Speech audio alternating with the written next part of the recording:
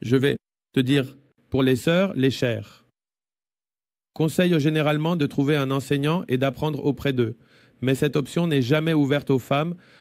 Pour les sœurs, les chères, les imams et les célébrités, nous n'avons jamais accès. C'est une très bonne question.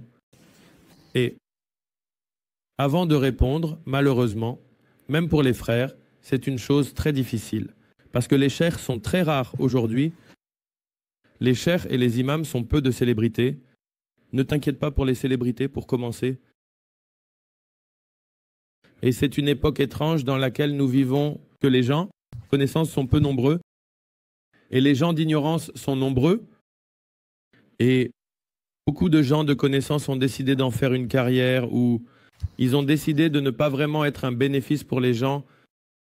Donc cette lutte existe pour les hommes et les femmes. Je vais dire ceci, alhamdoulilah. Certains de nos frères, qu'Allah les récompense, ils ont enregistré tous nos durs et ils nous ont encouragés à enregistrer des durs. Donc les durs que nous avons la chaîne de la One Message Foundation, c'est le débat que la plupart des gens voient. Mais il y a aussi Masjid, Ribat, Masjid Raibiati. C'est la chaîne YouTube de notre mosquée. Si tu le mets, tu le verras. Et dedans, nous avons des playlists de fiqh, de sera, d'akida, en anglais qui sont disponibles pour tout le monde.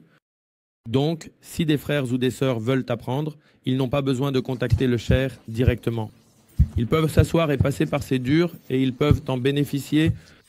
Et ça ne coûte rien. Tu n'as pas besoin de t'inscrire. Ce n'est pas un institut.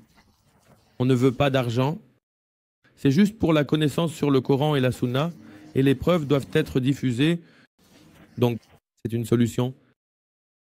Au-delà de ça, beaucoup d'entre vous dans vos communautés ont des gens de connaissance qui enseignent des dorous et peut leur envoyer des questions comme les questions qui me sont envoyées maintenant. Tu as d'autres, je suis sûr que tu peux y accéder pour poser tes questions et ainsi de suite. Sinon, toi, ton père, ton mari, ton frère peuvent leur poser les questions et te rapporter les réponses et ainsi de suite. Donc, il ne devrait jamais y avoir de barrière pour t'empêcher de chercher la connaissance. La prochaine question.